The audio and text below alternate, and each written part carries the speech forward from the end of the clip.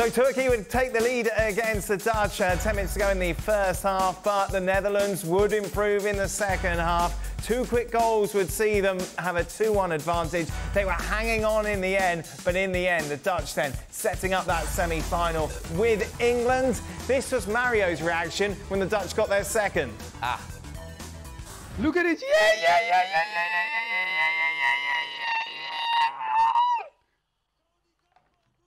I cannot believe it.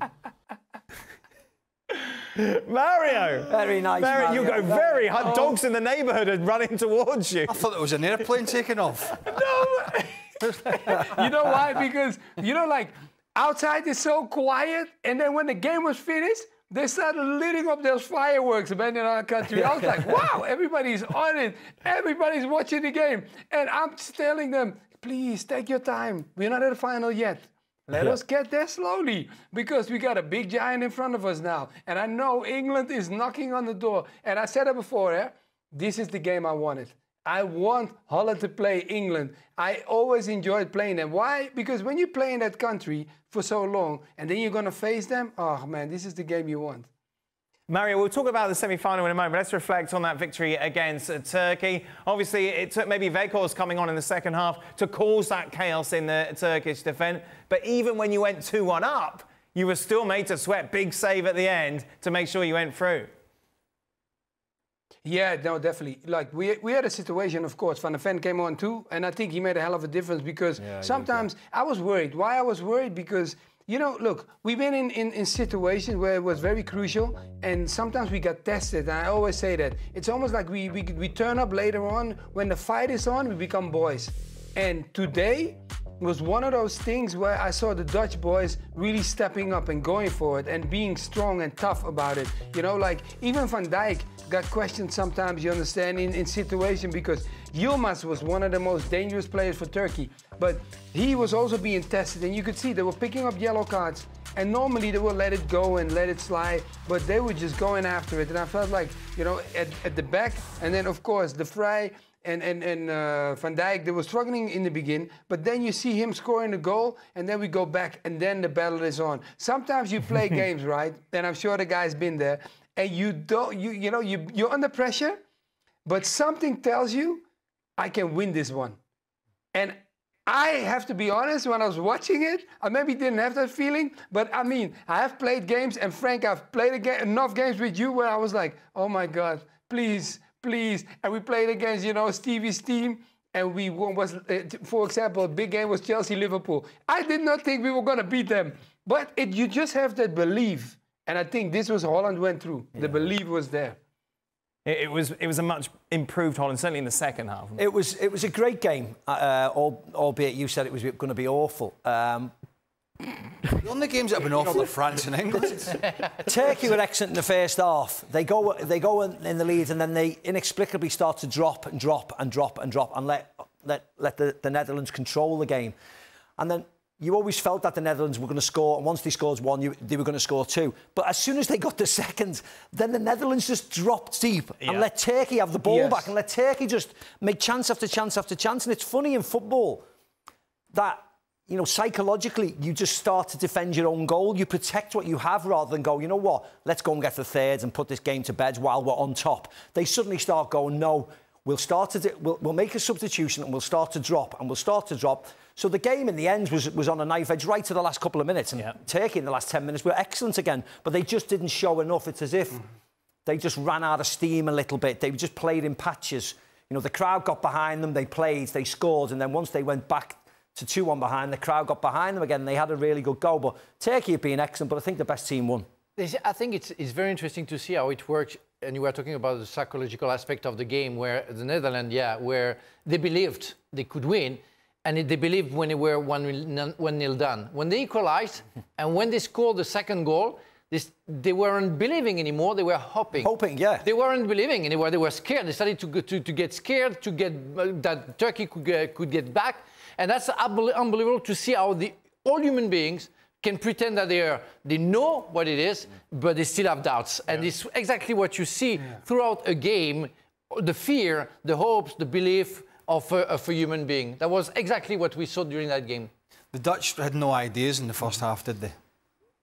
That was bad. Yeah. They really. I mean, to be fair, Yilmaz gave Van Dijk a problem in the first half with his movement and his pace in behind. That's a problem he's probably not going to have when he plays England. Yeah. Because if it's Harry Kane, and you would imagine so, then he's not going to run away from him. But Yilmaz gave him that problem with his movement and his pace in behind, and ultimately Van Dijk got booked in the second half when he got done down the line. But you got to give the Dutch a lot of credit, because it looked as if that game was going to get away from them. But as Maka said, Turkey just ran out of steam. They got their second win at the end when it was desperation, and fair play to them. They threw the kitchen sink at it. But it's amazing. Maka was talking about it. That's the second day in a row where a team has run out of ideas and they've said, right, get the big man on. Yeah. Get the big man on. Let's get a bit of width in the game. Let's get some crosses in the box. Get midfielders in the box and pick on the second ball. That's like Germany with Fulkrug. But as Mario said, who was the person today? It was Gakpo. Give the ball to Gakpo. Give the ball to Gakpo. And in the end, he gets things going. But fair play to the manager as well, Koeman. Half-time, off, Weghorst on. He wasn't waiting to 75th, 80 minute. He was 46 minutes, right, you're on. We're struggling here. We need something. And he put the big man on, and if it went wrong, he probably could have had a lot of criticism. But it went right. Hopefully the Dutch have got plenty of energy left. Go on, Mario. Easy now. Because I tell you what, Mario, I've got a big one waiting for you if you don't... Mario, he wants England and France out. He wants them out, this fella. Frankie wants France out. I want the Dutch ones to keep going. I want them to carry on. OK, let's take a look then at the bracket. Let's remind... No. I'm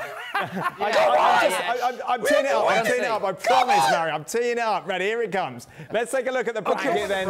Just to confirm, Spain will take on France on Tuesday. It is then Netherlands against England on Wednesday. Who are the favourites, do you think, going into the Dutch-England game, Frank? Well, all the bookies would say England. Let's take a look at how the bookies then have things set going into that tie, considering what we've seen. And in fact, England are favourites. 3-2-1. You can more than double your money with the Dutch. No, you can't. Oh, yes, you can. Oh, yeah, but not really. It's not 2-1. You are doubling it. You're doubling your money, Mac. If I put $10 on, I win more than... I win $23. I'll give you a better price than that, anybody, ESPN. But you do double your money, yeah? You're wrong? Pardon? Yeah, but not... Yeah, right, good. OK. He used to be a bookie. And he will be again if he doesn't shut up. Wait till Spain and France. Wait till you see the odds. Slap him. Wait, right. 2 odds on shots. Shut up. Okay, right, Mario. What do you want to say? Do the Dutch see themselves as underdogs going into this tie? Yes, but they will definitely... OK, I think if you compare it to what you know about England, you will say yes. But now the way England is playing, it might come closer to like it's a 50-50 thing. Why? Because England is not... They're not playing the football that we expect them to play. And then Holland is also, it's up and down. Against Romania, they maybe gave an answer. Today, we saw a little bit less. But then they showed the fighting spirit that they hadn't proven yet. And I think now there was an answer to that. What you guys already highlighted, okay, Weghorst, he brought him on. Because sometimes people don't understand that when you play with the national team of Holland, we sometimes spend like a whole training session just to make sure the whole team knows when he is on, how we're going to play. And that is some of the things. But the key thing in this game was we had no outlet. Because when he's on, the outlets are finished, because you cannot play on pace anymore. It's difficult because you're going to have a player that's going to hold the ball up. But if you got 40 yards behind him, he's never going to be able to run in there. So I think that was one of the things why Turkey kept on pushing and Holland kept on dropping. And one of the key things what we don't want is dropping football. Like Dutchies are not good at when we have to drop back and defend in front of our goals. That's why we always try to play that football that everybody knows and to making sure that we score goals instead of waiting. Because then we are not the best team. Mario, what's your prediction? Hey, I go for if the Dutch do this, what I show you, 2-1. Mario, do you think would you start Weghorst? No, I would not start him. No, I would never start him. No, that's not even an option for me. Brilliant. Because why? I'll tell you why. Because I don't think for 90 minutes he cannot deliver the best out of himself, what he will deliver for the 20 or the 30 minutes max that he will give the team and the things that he needs to do. If you play him 90 minutes, I'm telling you, Steve, he's not going to do the stuff what I expect. Okay, mate, that's good. You know more about him than I do. Do you think the fact that many Dutch players play in the Premier League can be an X factor? Maybe that's a conversation for another time, Frank. Let's do that. I would look forward to that. I'll put that in my note. But you like a day that him and I are off. Are you here tomorrow? No, but I will watch it. Oh, you're at Craig's house tomorrow. Yeah, he's off as well. Oh, really? Yeah, I didn't know. I wasn't aware of that. I tell you what, talk about it Monday. Monday's a quiet day. Monday's a quiet day as well. Quiet day, I'm not in. Mario, thank you so much for joining us, mate. Thank you, Mario. Much appreciated, man. Oh, thank you, guys. Mario.